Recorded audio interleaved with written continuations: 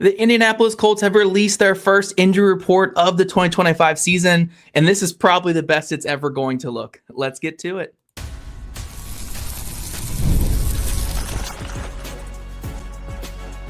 You are Locked On Colts, your daily Indianapolis Colts podcast. Part of the Locked On Podcast Network, your team every day. Thank you all for tuning in and making us your first listen of the day. This daily podcast covering your Indianapolis Colts, part of the Locked On Podcast Network, your team every single day. This episode is brought to you by Mazda. There's nothing more to every player than dedication, more attention to detail. There's more to a Mazda vehicle. Stay tuned later in the episode for highlights in this week's Moving the Game Forward. Hello, everyone. My name is Zach Hicks, your resident film nerd of HorseshoeHuddle.com, and my partner Jake Arthur is our credentialed boots on the ground for the site. Today, guys, we're going to be diving into the Colts' first injury report, which, it feels so good because there's just very little on there. It's perfect, guys. My favorite injury report of the season is always the week 1 injury report. It's all downhill from here. We're going to talk about that here to kick off the show. And then we're going to dive into some bold predictions that Jake and I did back on July 15th. So we did this a little over a month ago. We're going to see how well they've even aged just from July 15th to now, and also kind of give our buy or sell on those predictions still heading into this upcoming season. But Jake, let's first start with this injury report for the Colts. Only one name on there. Limited participant was running back Tyler Goodson with his elbow injury. Honestly, if you told me when that injury happened that he would be a limited participant in week 1 before the first game, I would have called you crazy. I thought he broke something in that elbow when it happened in that preseason game. So very good news on Goodson. And the biggest thing here is the omission of so many notable names for the Colts, where Nick Cross was dealing with a hip pointer the last couple weeks. He is not on this list. Josh Downs was banged up recently. He's not on this list. Samson Ebukam with the back injury, not on this list. The Colts are getting healthy going into this week 1 game. And, there's still no Hunter Wohler. There's still no Justin Wally. Those guys are not returning this year. But aside from those couple injuries that we got in training camp that knocked guys out for the whole year, this team is getting healthy before week 1, which is nice because if you looked at the, where people were with projecting the health of this team going into week 1, maybe 2 weeks ago, there was a lot of concern with how many veterans were banged up.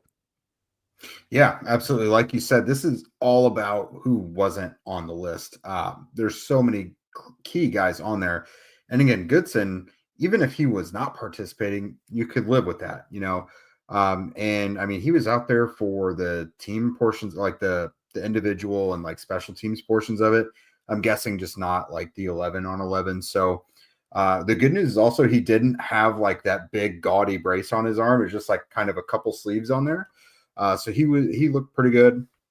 But yeah, Josh Downs, that's someone that's critical to your success. Braden Smith, that was good. That's a guy that's been banged up. Even a couple guys that didn't include on our list, like Kwity Paye and Alec Pierce, both had issues later in camp. Ebukam, Cross Jones. So yeah, this is great to see, because when you look at it on the flip side with Miami, theirs is huge already, which we already knew. But just seeing it from week 1, like you haven't played a game yet, but you got a laundry list of injuries already. I'm going to give the edge to the Colts in the health department.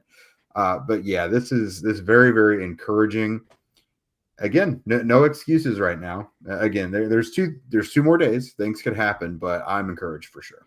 Yeah, because I think, again, we were looking at this like a week and a half ago. We were thinking maybe Rodney Thomas would be making a start in this game because Nick Cross hadn't practiced in 2 weeks. And then the big one who you mentioned, who I failed to mention there, was Jalen Jones, who it doesn't appear like he's actually a starter right now on the depth chart because Xavier Howard is listed as a starter alongside Charvarius Ward. But we do expect Jalen Jones to get some run in this game. I don't think he's just going to be on the bench the entire outing. But still, just having that weapon back for your defense is a big part of this. So, I mean, Jake, like you said, the edge is to the Colts here, but now that you think that this team is going to be pretty much full capacity, like, does that make you feel even better going into this first game? I do. Again, this is a very close matchup, but at least the Colts aren't hamstrung, no pun intended, by their health. Because again, let's go over Miami's real quick. Guys who didn't participate today: Darren Waller, Jalen Wright, we knew that one. And then Ethan Bonner, Storm Duck, and Ifeatu Melifonwu, a couple guys from their secondary. They were full participants, so they're probably fine. And then some heavy hitters here, limited. Devon Achane with a calf, Tyreek Hill, oblique and calf, Austin Jackson toe, and Ashton Davis calf. That's all starters right there. So, yeah, it's I don't know. I do feel better about this, again, because schematically I like Lou Anarumo. It gives me a little more confidence than it would have with Gus Bradley. Because, I mean, last year the matchup was ugly that the Colts won, but that also was no Tua, and the Colts were able to shut down Tyreek Hill and Jalen Waddle. But I feel better about this one. What about you?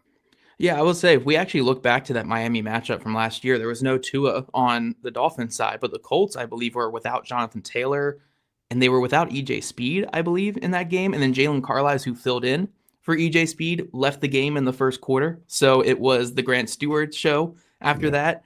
There were a lot of injuries on both sides for both these teams. And even though the Dolphins have this long, laundry list of injuries right now, it looks like Achane is going to play in this game. Tyreek Hill should play in this game. Austin Jackson should. Ashton Davis. And Storm Duck, one of my favorite players in football, mainly because of the name, but even a guy that I liked back as a prospect back in the day. He started a lot of games for them last year, and I thought he had a pretty solid rookie season from everything I saw. So really the only guys we're looking at as like legit in question if they're going to play are Jalen Wright, who we don't think is going to play in week 1 at running back. Darren Waller, their starting tight end, potentially doesn't play. And then Ethan Bonner. Look, Ethan Bonner is a wide receiver convert to corner over the last couple of years. I'm not saying he's the best player in the world right now, but with the state of their secondary, they need bodies at corner. Mm-hmm. And any guy who's down at corner for them could be pretty rough. So, yeah, I mean, I think even being down Bonner, potentially Waller, and then Jalen Wright as well is a pretty big blow to this Dolphins team, where in week 1, when you don't really know the team you're facing, every year is a new year, every team is different, being down anybody significant is pretty concerning. So, yeah, I mean, the Colts, I think, have a little bit of the edge here for sure when it comes to the injury list and just when it comes to the health of their roster and having the full arsenal of players. We'll see if that ultimately makes the difference here on Sunday. Yeah, because the thing here is I was very curious how this would look if you shifted it to where, let's say, Ebukam was out and you had to put a heavy workload on JT Tuimoloau and Tyquan Lewis. Cross was going to be the big one as well because you've had so many injuries there. We're going to be Daniel Scott getting out there a little bit. Josh Downs, obviously, I wish for once this guy, for his own good, could get through an entire summer healthy. But I mean, he was out there today. I didn't see him limping or anything. But you would have had to throw more on A.D. Mitchell in the slot or Anthony Gould. So this is – I don't want there to be any excuses by the end of the year or even by the end of this game if they were to lose. You know what I mean? I want to see full health. And if things just don't look good at the end of the year, I don't want it to be because of injuries. You never want to give that what if there. So injury reports looking good, everybody. Zach and I, our preseason bold predictions looking good. Let's check in on those here in just a moment. This is Mazda's Moving the Game Forward, brought to you by those who believe it's not just about playing the game, it's about redefining it. Because these moments do more than win. They push what's possible. They remind us to go that extra yard, shift into that extra gear, and keep moving the game forward. We've all been there before, whether you've been in the stadium or just watching it at home. There's a game on, and the Colts are pushing. They're pushing. Let's get back to the Patriots and the Jets, those high vibes.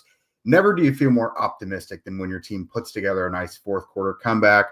That Patriots one, for what it's worth, when the Colts had to have it. They had a short passing touchdown in the low red zone and then a 2-point conversion.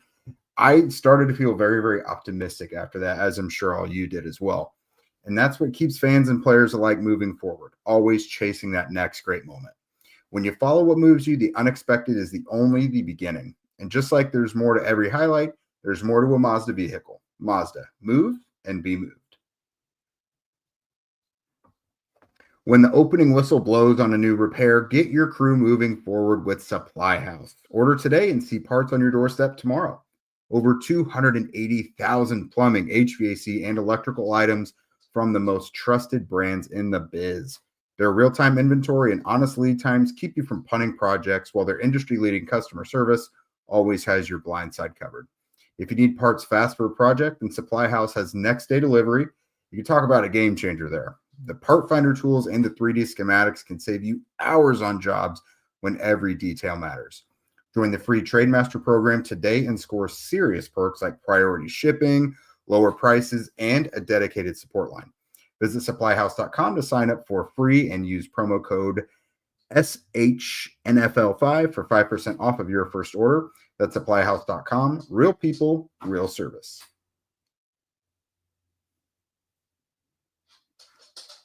All right, welcome back, everydayers. We are now revisiting our nice, I'm sure totally accurate, bold predictions that Zach and I had back in mid-July. So, Zach, this one, first one we'll start with. This one blew you away. You did not like this one whatsoever. And I'm standing by it here. There are two curses that are going to fall this year. Week 1. The Colts haven't won week 1 since 2013 when Terrell Pryor was a quarterback and in the league and with the Raiders. It's been that long.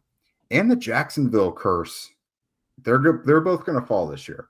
The Colts in week 14 this season will go down to Trevor Banks Stadium and they will get a W, and they're going to win on Sunday against Miami. Who knew that Daniel Jones would be the curse breaker here? He is the witch doctor. He is the one that is going to heal all wounds. Zach, what do you think? Look, I would absolutely love it. But Jake, and I've been covering this team for nearly a decade at this point. I've been here since 2018. We're going into the 2025 season. 2026 draft is right around the corner. So I guess 7-8 years I've been covering this team, and I've never seen either of these two things happen. So you making this prediction is again, you're predicting two once-in-a-lifetime events to happen in the same year. The odds are way against you here, buddy, when it comes to both of these happening. And I know I'm playing up the hyperbolic bit here a little bit, but realistically talking, I think the Colts do have a good chance to break these curses. They're not the craziest curses. We're talking about winning a week 1 game against Miami team that is a fringe playoff team this year if they get things right on offense. And you're at home. It's the Jim Irsay tribute game. They need to win this one, and then winning in Jacksonville. Look, the crazy thing about that curse is it's not that Jacksonville has been this Patriots dynasty over the course of this entire curse. Actually, it's more the other way. They've been closer to the Browns dynasty than the Patriots dynasty of not being a good team over the past 10 years it's been since they won in Jacksonville, but they can never get it done. So logistically, Jake, it should be something that's capable of being done, breaking both of these curses. It's been so long for both of them. I think the week 1 curse is 16 years now, right? It's quite a few years on there. I think the Jacksonville one's only 12 years. Whatever 12 2013 years. is. I'm not good at math. Okay, so it's not that. I thought it was 2009, was it? But still, it's such a crazy long curse for both of these. Again, in my time covering the Colts, I've never seen either of these accomplished. Heck, the two most successful years I've covered in Indianapolis, the Andrew Luck season in 2018, they got shut out in Jacksonville along with losing that week 1 game. And then the Phillip Rivers season where they won 11 games that year. Guess what happened in week 1 against a 1-win Jacksonville team? They lost in week 1 on the road to Jacksonville, had both those curses extended to a 1-win team because Gardner Minshew went crazy in that game against Matt Eberflus. So yeah, I've never seen these curses broken, or I've never seen anything on the contrary with these two, but on paper they should be pretty feasible to beat this year. It's just they got to get over the hump eventually. So hopefully this is the year. And like you said, Jake, maybe Daniel Jones is the magic, which leads us into our next bold prediction that you made, which is Daniel Jones will win the starting quarterback job, make the playoffs, and win comeback player of the year. So you have 1 of 3 done right there. You got 2 more to go, buddy. How you feeling about this one? Yeah, so it was crazy. I was watching that episode back to gather all of our bold predictions from that one, and I kind of scared myself there for a second, and I almost clipped one thing I said. I said Shane Steichen is going to pick the quarterback who he best feels can operate the offense, and I was like, wait a minute, that's verbatim something he has said every time we've spoken to him since he announced the winner. So yeah, 1 of 3 so far. I'm still optimistic they can make the playoffs. Like it's not. I'm not going to say it's like a higher than 50% chance, but like it's very possible. Like I will not be surprised if they make the playoffs. All they need is reasonable quarterback play. I would think. Comeback player of the year is a little rich. I'm not going to lie to you. There's some other participants around the league who are probably going to make a pretty strong case for that. But I mean, crazier things have happened. I mean, he already won the starting job. If the Colts make the playoffs and if they're not like winning in spite of him, then he's probably going to be in the discussion, I would think. Oh yeah. No, I think comeback player of the year award, you can mostly summarize that award by which player went against us as writers and our expectations. Yeah. And what are the writers expecting? I mean, heck, what have we even been expecting on this podcast a lot this offseason is Jones is going to be kind of just Daniel Jones this year. So if he can come out and get close to his 2022 numbers, if he can maybe surpass those 2022 numbers, especially as a passer, and get this Colts team in the playoffs, a team that's missed the playoffs for, since 2021 or since 2020, I think he has a really good shot of winning comeback player of the year. So again, you got one of the three down. I think if he gets the second one, the third one's pretty much in reach for Daniel Jones, where I think if you make the playoffs with his team, as long as he's not like holding the team back when they make the playoffs, which I'm assuming if they do make the playoffs, he's not holding them back, then yeah, I think he has a great chance for comeback player of the year award, because if you look at ESPN, you look at The Ringer and all these sites that have votes on awards like that, none of them are high on Daniel Jones. So if he leads them into the playoffs, they're going to totally put him as comeback player of the year. That's just how that award works. How did Joe Flacco win it over Damar Hamlin? Because everyone counted him out as being an NFL player still, and he came back and got them in the playoffs. So yeah, I think Daniel Jones, if the Colts make the playoffs this year, as long as he, is like a 20 touchdown to 5 to 7 interception guy, throws for high 3,000s, low 4,000s in yards, I think he's got comeback play of the year pretty locked up. Yeah, because I don't think he's going to be a guy that throws for 4,500 and 30 touchdowns. Like, I think that might be unreasonable. That's just not the type of player he's been, and that would be asking too much to see that much of a change in him. But like, if he is quarterbacking a winning team when he has been cast out of the league, essentially, as people considering him like a feasible starter, I think he'll be in the discussion. So let's move on to this next one for you, which we talked about at the time. The path to get there is actually a lot easier than you think, but you've got Josh Downs as a 100-catch, 1,000-yard receiver this year. Yes, this is one of my bolder ones because 100 catches is quite a lot. I even acknowledged, I think, on that episode that would put him in like the top 15 in catches in the NFL. And that is quite a bit. He'd really just be the focal point of the offense. But, even if it's like a 90 catch season, I totally see the 1,000 yards for Josh Downs as long as he stays healthy, but especially because Daniel Jones was named the starting quarterback. With Anthony Richardson, Downs did get his targets, but they were more vertical options for a slot guy and a lot more inconsistency there. Daniel Jones wants to get the ball out quick. He's had good rapport in the past with slot receivers like Wan'Dale Robinson and with who was that other guy that Richie James. Richie James was the one in 2022, draft Twitter darling back in the day. He's had good rapport with those guys, and I think Downs is on another level from those guys. Then you factor in the RPO game where you're going to have quick hitters to Downs. You factor in the empty personnel sets where you're going to have Downs running these option routes just to get those yards after catch and those whip routes out in space.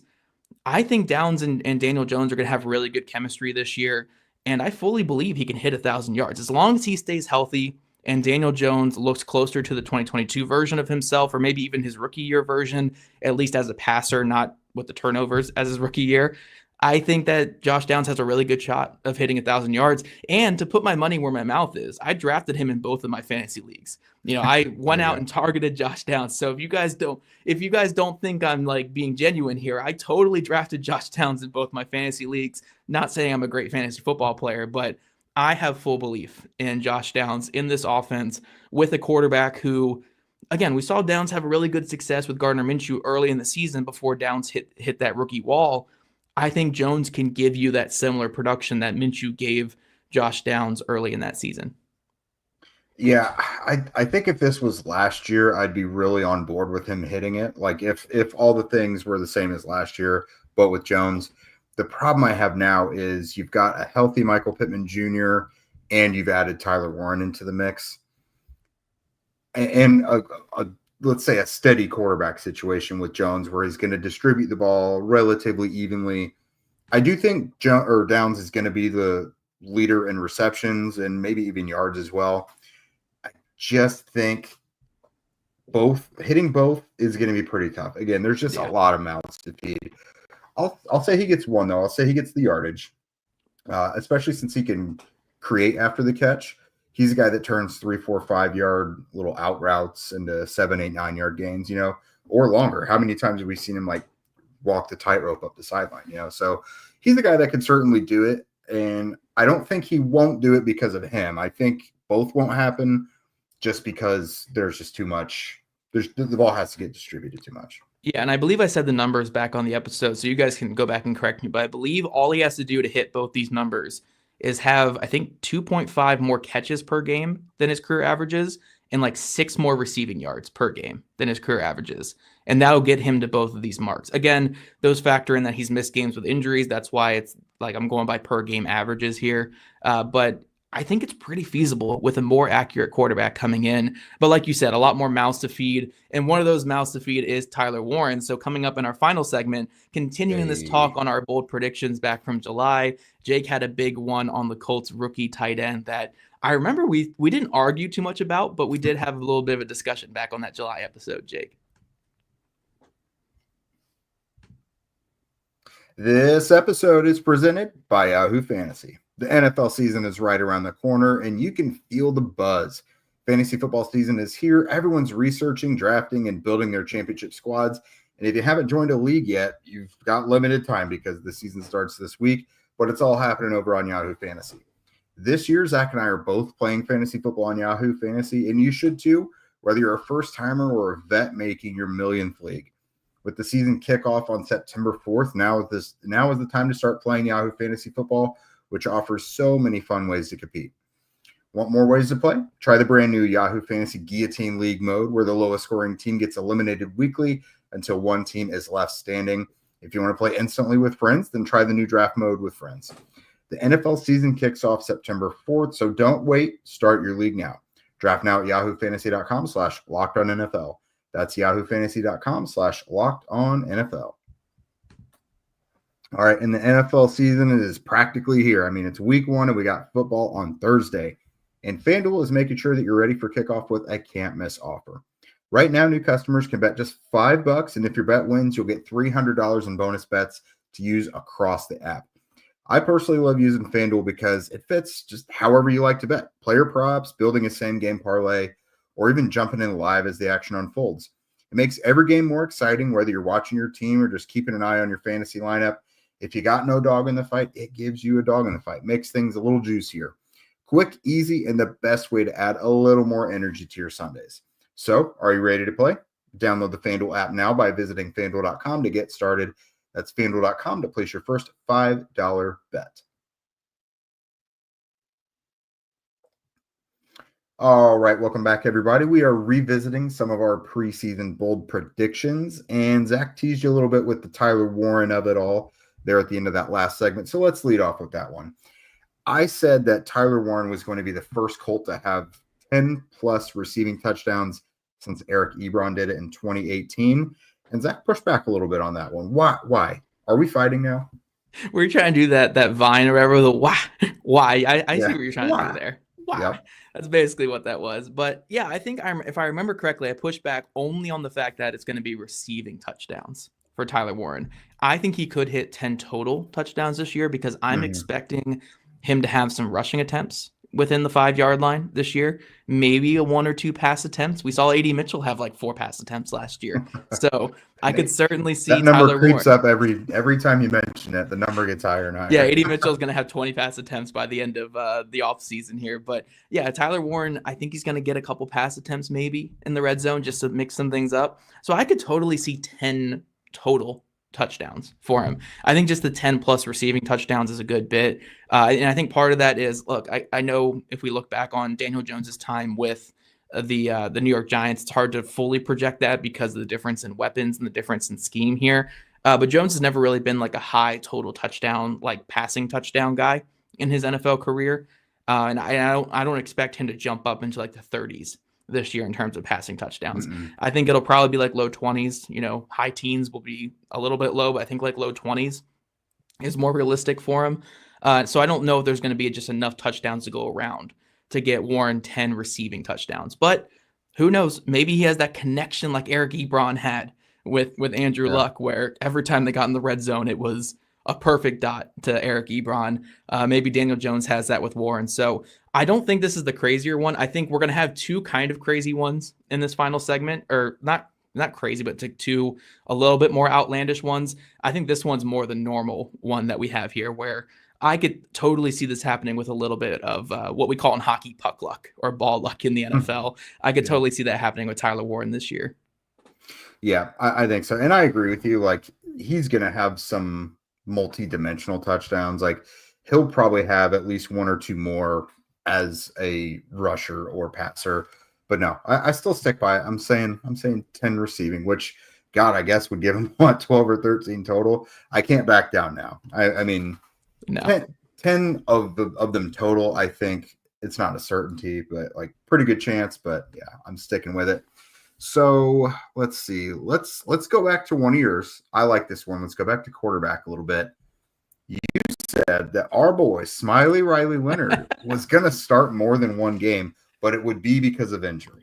Yeah, this was mostly because of injuries. I mean, again, if we're looking at Anthony Richardson's injury history, he's missed over 50% of his potential career starts purely due to injuries. This isn't counting the benching times. And then if we look at Daniel Jones, again, excluding benchings and times that he was pulled out of the starting lineup, he's missed roughly 23% of his NFL starts, mainly due to that ACL injury, and then the couple neck injuries as well limited him quite a bit the last couple years. So these two quarterbacks have missed a lot of time, and we've seen with Shane Steichen, he's not afraid to run his quarterbacks in the QB run game.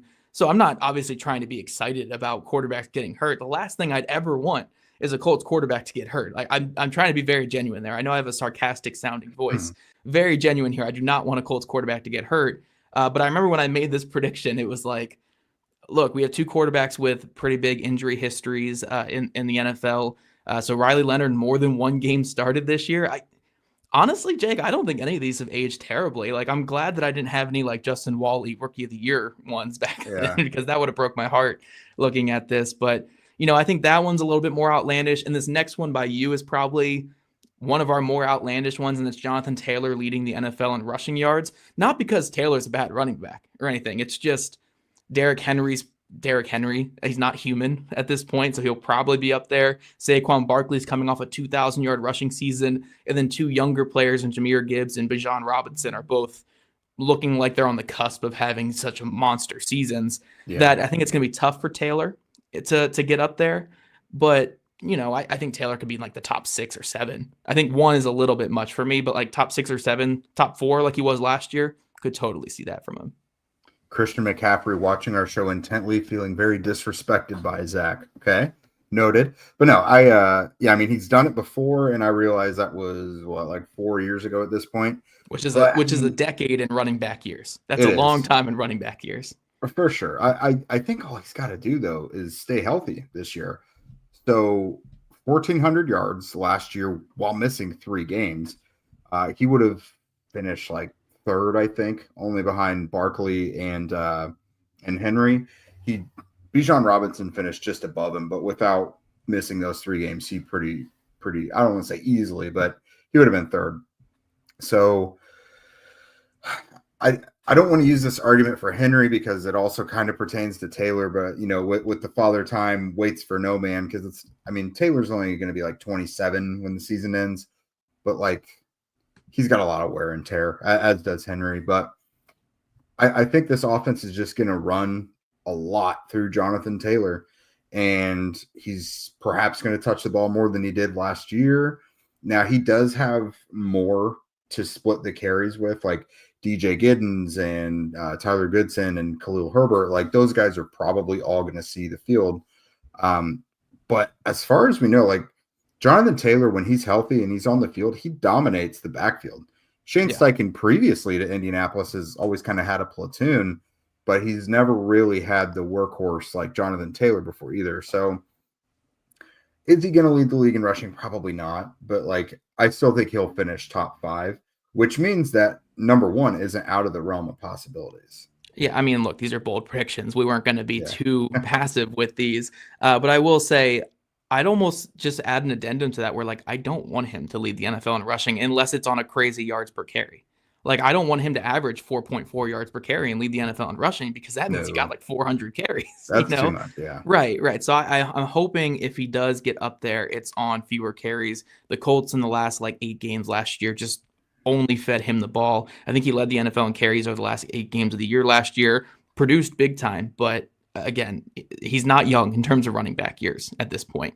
Our last one, though, is me getting up and running around for a victory lap already on a bold prediction. It's not over yet. It's obviously not over yet, and a lot of things can change. But I had a very bold prediction for the time. It doesn't feel bold right now. But on July 15th, the Colts went out and signed a veteran linebacker to come in here and fill out the back end of their depth chart. And I boldly predicted that veteran linebacker will start. And I even said in the clip, I went back and watched it, that don't be surprised if he starts week 1. And that is Joe Bacci, the star of our show, Jake. We're going to have Locked On Joe Bacci this offseason. But I had Joe Bacci getting the second most linebacker snaps. And again, this was bold at the time. I remember Ben Solak even laughing at me on the show when I said that, when we had Ben Solak on here. And that's aged like a fine wine. We don't get many of these bold predictions hitting, Jake. And I think some of these are actually looking pretty good right now. But this is the best we've ever had a bold prediction age on this show. So it's a minor win for me, but I need to take them where I get them, guys. Like, bold predictions are hard to hit. And if you asked anyone on July 15th if Joe Bacci was going to start for the Colts, you would have said, who is that? Who is that guy? But the 27-year-old career special teamer with 222 career snaps on defense to this point is likely going to be the Colts' second leading snap getter in the linebacker room, unless something goes wrong. And by the time you guys are watching this episode, on my YouTube channel, my personal YouTube channel, I did a film breakdown of Joe Bacci on how good of a preseason he had. So it's not like he was just given this job. He earned it. He had a great camp, a great summer, great preseason. I think he looks a lot like Anthony Walker did early in his career. And I'm excited to see what Joe Bacci looks like this year. But, we had to include this one in here. I feel like we only did this episode, Jake, just so I could take this victory lap at the 33-minute mark or 32-minute mark here on the podcast. This is clearly what we did this episode for. Well, so you tweeted about that the other day, and then I was like, you know what? I said that Daniel was going to win the starting job. So let's go ahead and let's take those victory laps. But obviously it was a good idea for us to revisit things, several weeks later and see where we kind of stand on those things. But yeah, I mean, you're halfway there on that one. Bacci is now on the depth chart as the starter opposite of Zaire Franklin. He's probably going to get the second most snaps. Hunter Wooler has been eliminated from that conversation. Jalen Carlisle is on IR right now. So as long as Bacci stays healthy, he might get the most snaps. We'll see. I mean, Zaire has to stay healthy as well. So yeah, I think you kind of got to lay up with that one now. But Bacci's probably going to get the second most snaps among linebacker. But you're also right. I mean, he earned that starting role. He was the most impactful linebacker, one of the most impactful defenders overall throughout the entirety of the summer, training camp and preseason. So he got that based on merit for sure. Yeah, and a couple addendums as well to this, which is, I guess that's my word of the day today, is the word addendum. I'm trying to add some big words here. But yes. I said this when Jalen Carlisle was healthy. So again, don't come after me saying that Carlisle was hurt and obviously somebody had to take the role. And I also even said in there like that Carlisle's injury history is a factor in this, and that's why I was making that prediction. So yeah, Joe Bacci is proving me righter than I even thought I would be back then. Because not like I believed in Joe Bacci back then. I barely knew of him back then as well, outside of him being the Michigan State guy who I enjoyed watching back in like 2019. But I'm glad he's come in and proven all of us wrong. And honestly, like the biggest hater of the linebacker room all offseason is my co-host right here. And whose praises was he singing throughout the whole offseason? Joe Bacci. So Joe Bacci won us over this offseason. I'm hoping it carries through into the regular season. Really enjoyed his run defense. I think his run defense can be a big asset. And I think his pass defense is pretty solid as well. So I'm excited for Joe Bacci this weekend. That's one guy I'm really pumped about watching. But guys, that is all we have for today. Last week, you guys got the AFC South preview, and it's not too late to binge every Locked On division preview. Be the most informed NFL fan in an 8-episode series, bringing you every division winner, breakout star, and Super Bowl contender. Find the link in the description to Locked On NFL playlist on YouTube, part of the Locked On Podcast Network, your team every single day. And if you guys want to become a Locked On Colts insider and chat with us directly and get that insider scoop, follow the link in our show notes. And if you don't already, make sure you're following at Locked On Colts, at Jake Arthur NFL, and at Zach Hicks2, all on socials. Also, subscribe to us on YouTube, wherever you listen to your podcast. We love your guys' ratings, reviews, and we'll catch you guys back here tomorrow for Crossover Thursday.